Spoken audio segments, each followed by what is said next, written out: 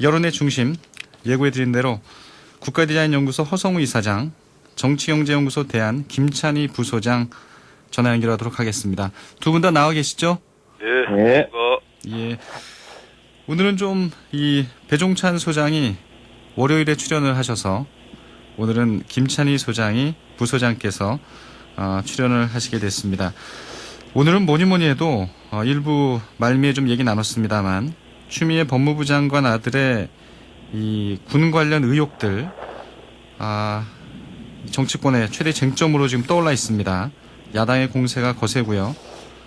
연일 강도를 높여가고 있는데 먼저 이 허성우 이사장께서 이 추미애 법무부 장관의 아들 이 군 관련 의혹 좀 어떻게 보시는지 좀 얘기를 시작해 볼까요?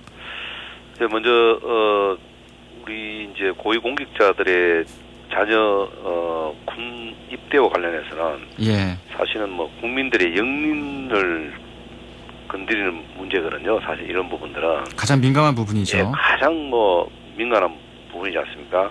과거에 이제 이해창 그 총재도 자식 문제 때문에 상당히 곤욕을 치렀지 않습니까? 예.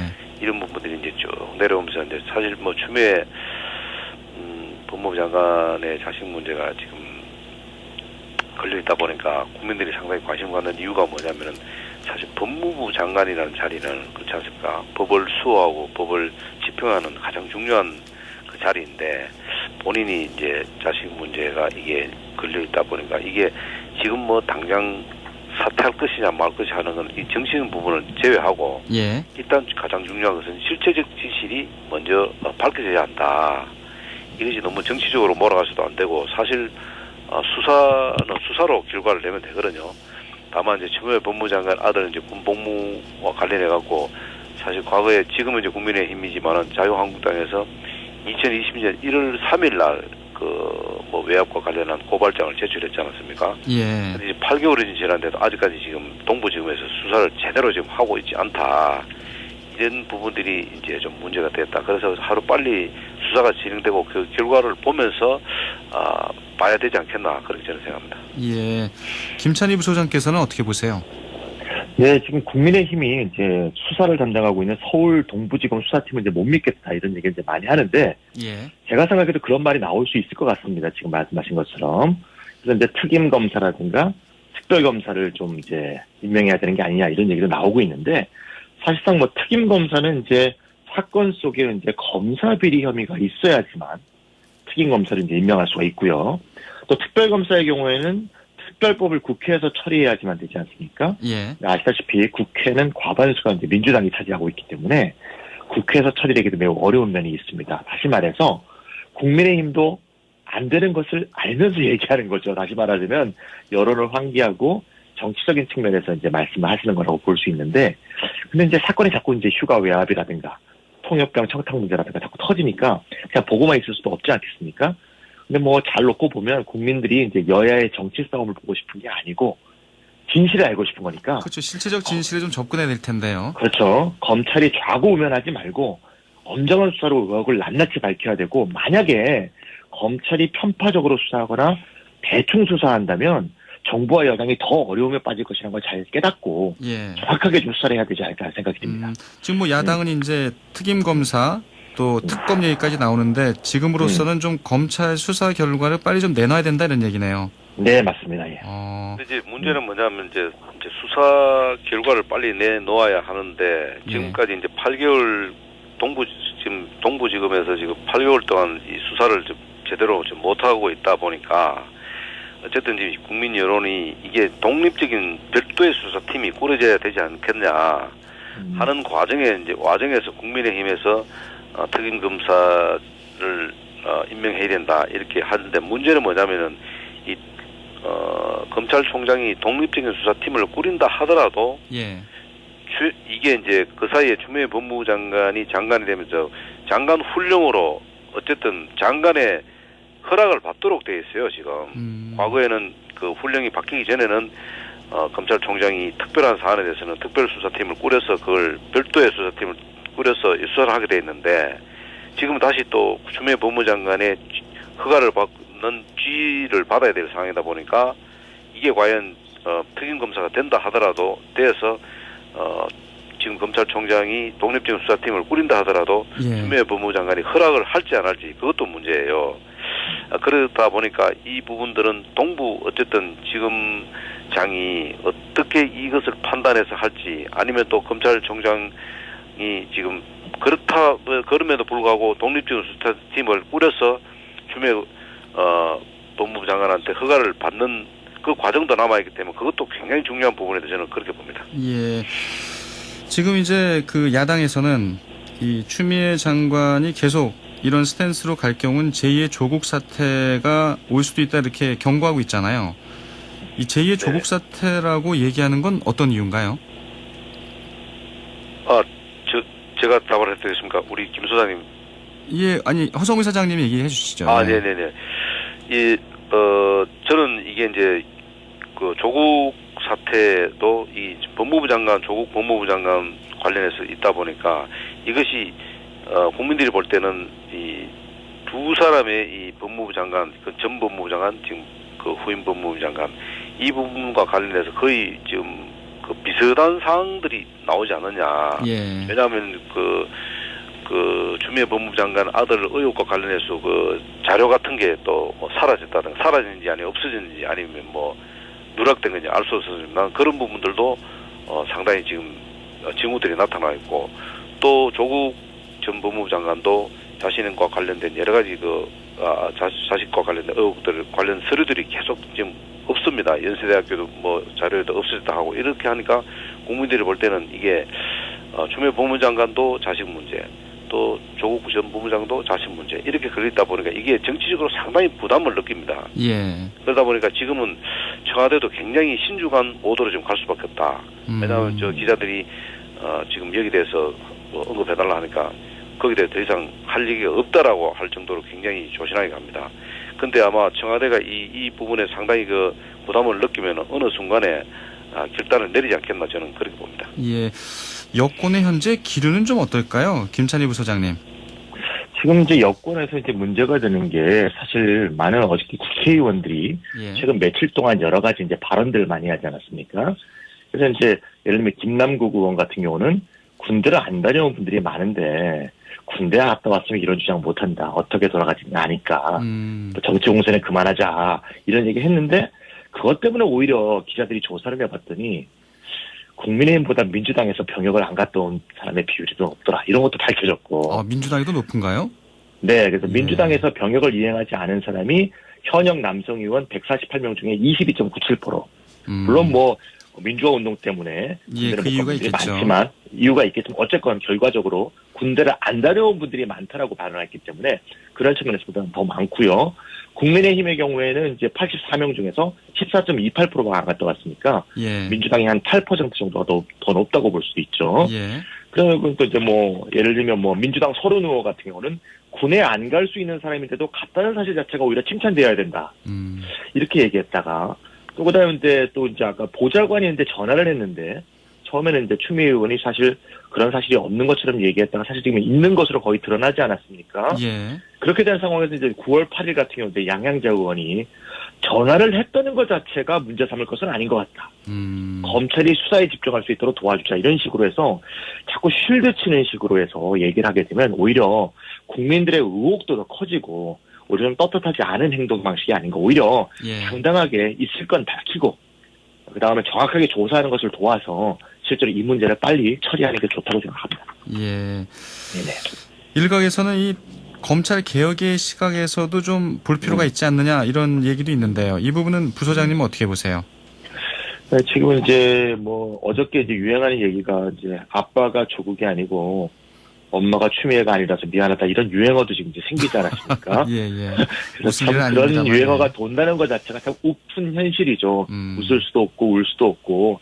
사실 사건의 사안으로 보면 뭐 조국 사건의 사안에 비해서는 요 하나의 사건은 좀 사실은 조국 사건에 비해서는 좀 규모가 작은 사건이라고 저는 생각합니다만 국민이 느끼는 체감하는 어떤 박탈감 이런 측면에서는 비슷한 면이 있다고 봅니다. 그런데 이제 지금 이제 아무래도 이제 추미애 장관의 문제는 요 건보다는 지난 1년 동안 있었던 여러 가지 건이 있지 않습니까?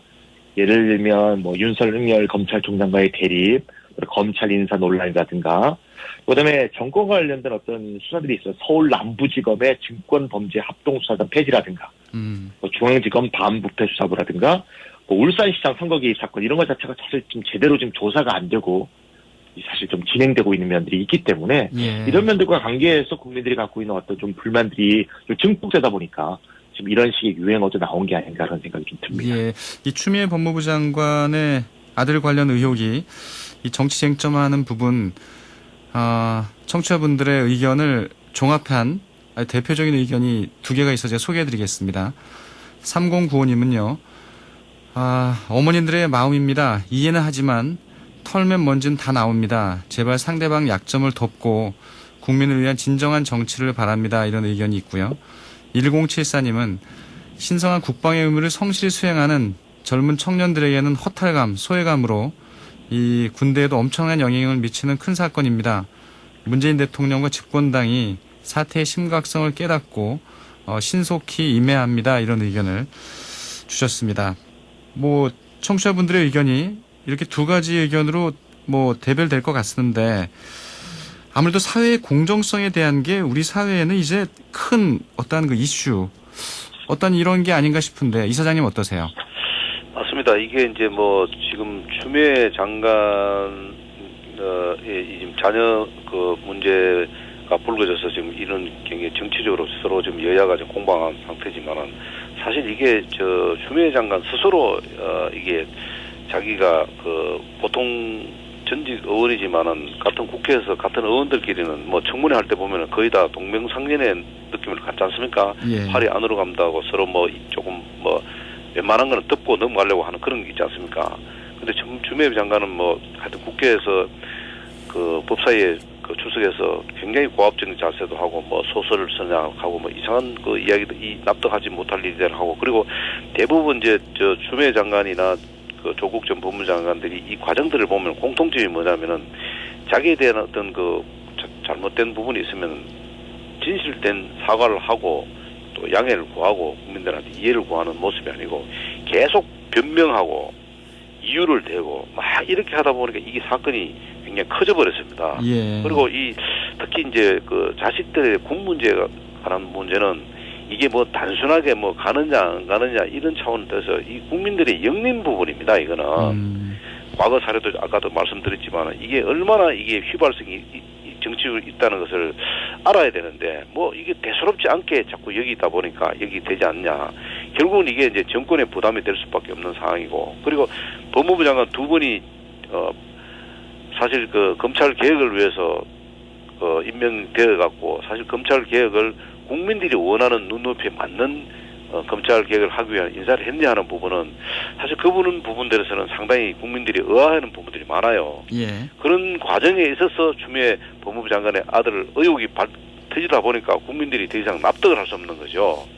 물론 이제 국민들이 보는 입장은 관점에 따라 다를 수 있습니다. 자식 문제 그럴 수 있다 하지만 절대로 자식 문제가 그럴 수 있다 하는 게 아닙니다. 고위공직자들의 어떤 공정성 또 법을 담당하는 법무부 장관 입장에서 과연 다른 부서다 하면은 또 다른 국민들이 시각을 또 달리할 수 있겠지만 이거는 법무부 장관입니다. 법무부 장관이 갖는 상징성이라는 것은 있기 때문에 그런 부분을 감안해서 추미애 법무부 장관도 여러 가지 고민을 하지 않겠나 저는 그렇게 봅니다. 예, 고민이라는 건 거취에 대한 고민이 될까요?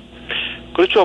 그렇지 않은 고민들을 할 수밖에 없는 상황이 아니겠나. 이게 이제 정치인 공세로 계속되면은 결국은 이제 그 불똥이 어디로 튀냐면 청와대로 갈 수밖에 없지 않습니까? 예. 그러면 이 청와대 대통령 지금 지지율이 계속 올라가는 것도 계속 지금 하향 곡선 긁고 최근에 보니까 여론조사에서 보면 20대가 많이 빠진다는데 사실 20대라는 것은 그 문재인 정부를 받치고 있는 사실 고정 지지대 아니지 않겠습니까?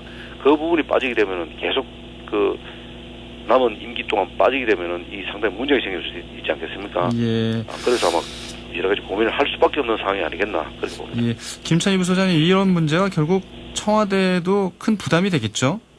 네, 부담이 되죠. 아무래도 실제로 지난주에 비해서 리얼미터 여론조사에서 보면 대통령에 대한 지지도가 7%나 빠진 것으로 지금 부각되고 있지 않습니까? 지난 일주일 동안 가장 크게 이제 문제가 된 게 이런 뉴스인데요. 그래서 청와대도 문제의 심각성을 잘 알고 있기 때문에 아마 추미애 장관 입장에서 볼 때는 자기 입장에서는 좀 억울하기도 할 겁니다. 왜냐하면 아들이 오른쪽 무릎도 수술했고 왼쪽 무릎도 수술하고 아프긴 아픈 거 아니겠습니까? 그래서 엄마 입장에서 보면 아들이 아픈데도 참 군대를 다녔다는 게 실제로 좀 오히려 마음 아픈 면도 있을 것 같은데 거꾸로 생각해 보면 국민 입장에서는 마음이 더 아픕니다.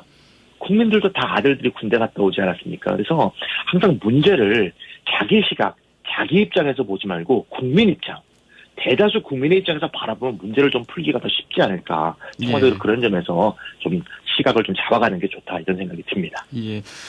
지금 뭔가 이제 여야의 이제 협치 모드가 이제 만들어지고 있습니다. 정기국회 시작되면서 이낙연 대표와 김종인 비상대책위원장이 내일 또 만나신다고 하고요. 이런 좀 협치의 분위기에 이 추 장관의 문제가 좀 걸림돌 내지는 좀 장애가 될까요?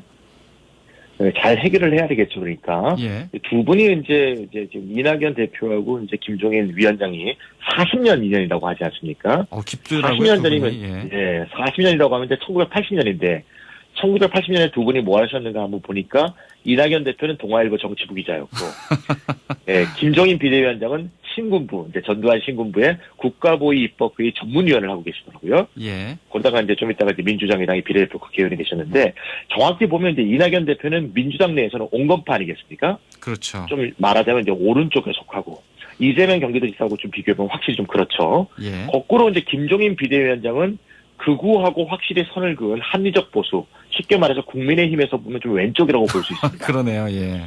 쉽게 말하면 민주당의 오른쪽과 국민의힘 왼쪽이 만나는 거기 때문에 매우 사실 비슷한 면이 있기 때문에 둘이 이제 협치를 할 수 있는 여러 가지 조건은 좀 마련돼 있다 이런 생각이 들고요. 예. 문제는 이제 너무 둘이 찰떡궁합이 돼서 협치가 너무 잘 되면 또 각자의 기질을 잃을 수도 있습니다. 그래서 적절히 대립하고 적절히 협조하면서 아마 원내 정치를 이끌고 가지 않을까 하는 전망이 좀 들고요. 그런 점에서 좀 더 추미애 장관 문제를 좀 신속하고 이번에 지금 동부지검이 지금 원래 한 명이 수사하고 있다가 어제 2명을 더 파견해서 지금 담당 검사가 3명이 되지 않았습니까? 그래서 뭔가 적극적으로 이 문제를 조사하겠다는 의지를 갖고 있다고 보고요. 이 문제를 빨리 처리하는 게 협치 문제에서도 좋은 결과가 나올 거라고 생각이 듭니다. 예. 이낙연 대표는 이제 민주당에서 오른쪽, 김종인 비대위원장은 국민의힘에서 왼쪽이니까 그냥 좀 근거리 같은 느낌이 좀 드는데요. 네네, 좀 근거리가 됩니다. 예. 이사장님은 이거에 대해서 어떻게 생각하세요? 지금 이낙연 대표는 이제 총리 하자마자 이제 바로 그 원내 당 대표가 됐지 않습니까? 예.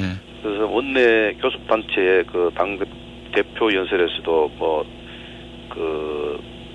이 여야정 정례화를 다시 제안을 했지 않습니까? 예. 그리고 이제 뭐 원칙 있는 협치를 또 하자 뭐 이렇게 말씀을 하셨는데 다만 이제 국정감사가 이제 정기국회 국정감사가 때는 추미애 법무부 장관이 최고 아마 이슈가 될 겁니다. 이런 부분들이 있고 그 다음에 사실 뭐 협치하지만 대통령께서도 사실 협치를 여러 번 강조를 하셨거든요.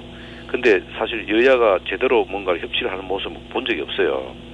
실제로 그 여당이 야당을 국정의 한 축으로 인정을 안 해왔다는 거죠. 그렇게 하려면은 지금 남아있는 게 그 9월 정기국회 기간에 국정감사를 정상화시켜야 되는데 문제는 뭐냐면은 16개 상임위, 국회 상임위를 여당이 지금 다 갖고 갔지 않습니까? 예. 이 부분도 사실 굉장히 그 화두예요, 일종의. 이런 부분들을 우리 이제 이낙연 대표께서 어떻게 지혜롭게 이걸 야당과 협치를 해서 풀어나갈 건가 하는 부분들도 큰 과제고요. 그 다음에 이제 추미애 법무부 장관도 있고, 그 다음에 가장 중요한 것은 뭐냐면은 이 민생 법안과 관련된 경제 법안들이 여러 현안들이 지금 놓여 있지 않습니까? 네. 물론 야당이 지금 민생 법안이나 경제 법안 관련해서는 거의 다 아마 여당을 아마 같이 도와줄 겁니다. 그러나 이제 이것이 이제 구체화로 들어갔을 적에 좀 더 야당의 도움이 필요할 가능성이 있다. 물론 힘으로 묻히면 177석을 가기 때문에 뭐든지 다 할 수 있습니다. 헌법 개정 빼고는. 그러나 야당을 좀 존중하는 모습을 이낙연 대표가 보여야 되고 또 그렇게 저는 또 실천할 것으로 봅니다. 그렇기 때문에 이번에 정기국회가 아마 제대로 될 것을 보는데 일단 야당을 배려하는 모습이 좀 나은데 전 이해찬 총 그 대표 때하고 이낙연 대표 때하고는 좀 온도 차이가 있을 것으로 보기 때문에 저는 많은 기대를 하고 있습니다. 예. 잠시 전에 이제 김찬희 부소장께서는 여론조사를 잠시 얘기하셨는데요. 이 여론조사는 이 관계 기관과 또 조사 대상 이런 걸 또 명시해줘야 되기 때문에요. 여론조사 전문기관 리얼미터가 이 조사는 전국 18세 이상 유권자 17,000명을 대상으로 지난 8월 24일부터 9월 2일까지 조사한 여론조사 결과고요. 이것도 다 소개를 해드려야 됩니다. 유무선 이미전화, RDD 자동응답 전화 방식으로 실시됐고 표본 오차는 95% 신뢰 수준의 플러스 마이너스 3.1%포인트입니다. 제가 근데 요 얘기는 한번 하고 싶어요. 이낙연 대표가 이제 국회 교섭단체 대표 연설을 하셨고 또 어제 주호영 원내대표가 국회 연설을 하셨는데 주호영 대표가 이 국회 연설하는 동안에 민주당 윤영찬 의원이 이 스마트폰을 보고 뭘 보내는 게 이제 이 사진에 네. 찍혔습니다. 맞습니다. 예, 이 부분이 좀 논란을 빚고 있습니다. 이를테면 이 포털 업체에 오르는 뉴스에 대한 의견 개진인데요. 좀 뭔가 좀 좋아 보이진 않고요. 문제도 있어 보이는데 네. 이 부분에 대해서 먼저 김찬희 부소장님께서 좀 얘기를 해주시죠. 네, 민주당 윤영찬 의원의 휴대전화 화면이 촬영되었는데요. 예. 이제 실제로 윤영찬 의원이 먼저 대화방에 카카오 캡처 사진을 올렸죠. 그러니까 이제 보좌진이 주호영 원내대표 연설은 바로 메인에 반영되네요라고 문제 제기를 하니까 예. 윤영찬 의원이 이거 카카오에 강력히 항의해 주세요. 항의해 주세요까지는 괜찮습니다. 그런데 그 다음에 카카오 너무하군요. 들어오라고 하세요 할 때 요가 지금 안 찍힌 상태에서 들어오라고 하생 이렇게 된 건데요. 예. 카카오 너무하구나 들어오라고 하세요. 여기는 이제 문제죠. 들어오라는 건 어디로 국회로 들어오라는 얘기네요. 그렇죠. 의원실로 들어오라는 얘기인데 예. 이거는 이제 고압적인 자질뿐만 아니라 좀 우리가 좀 청산해야 될 그런 잘못된 이제 역사 중에 하나죠. 예. 정치권이 기자나 언론에 대해서 이런 식의 어떤 태도를 보이는 건 옳지 않고요. 이런 문제에 대해서는 윤영찬 의원이 어떤 해명이 있어야 된다는 생각이 듭니다. 예, 사과도 필요해 보이고요. 이사장님도 이 부분에 대한 생각이 있으실 것 같은데요. 예, 저는 뭐 그 장면을 보면서 군부 시대 때를 떠올렸어요. 예. 이게 지금 시대가 어느 시대인데 본인들이 지금 촛불 뭐 혁명을 할 정도로 정권을 잡은 사람인데 윤영찬 의원은 청와대에 있었고 어떻게 이런 그 제1야당의 당 대표가 연설하는데 이런 카톡으로 이런 것을 날리고 카카오를 뭐 오라 가라 이거는 도대체 어느 시대의 국회인지 또 어느 시대의 그 정부인지 정말 이해를 못 하겠어요. 그런데 이 윤영찬 그 의원이 지금 이 정도까지만 본다는 것은 과거에 청와대 있을 때도 얼마나 고압적으로 문제를 풀어나가는지 이런 부분들을 상상할 수밖에 없다. 그래서 이런 부분들이 과연 이 문재인 대통령한테 도움이 될 건가 하는 부분은 좀 심각해봐야 된다. 특히 문재인 대통령에게 뭐 도움이 되고 안 되고 떠나서 이 국민들이 바라봤을 때 도대체 이 국민들의 눈높이에 맞는 행동인지도 생각해봐야 됩니다. 예. 그러니까 이게 보면은 뭔가 지금 바란사가 맞지 않아요. 알겠습니다. 그래서 좀 이런 부분들은 앞으로는 좀 더 제고해야 할 부분이 아니겠냐. 예. 그리고 이런 부분들은 국민들이 앞으로 굉장히 아마 아무래도 될 겁니다, 아마. 특히 이제 초선 의원들이 또 이런 잘못들을 많이 저지르는데요. 본회의에 좀 집중해야 되지 않을까라는 생각을 해봅니다. 두 분 말씀 오늘 잘 들었습니다. 고맙습니다. 감사합니다. 감사합니다. 정치경제연구소 대한 김찬희 부소장, 국가디자인연구소 이사장, 허성우 이사장이었습니다.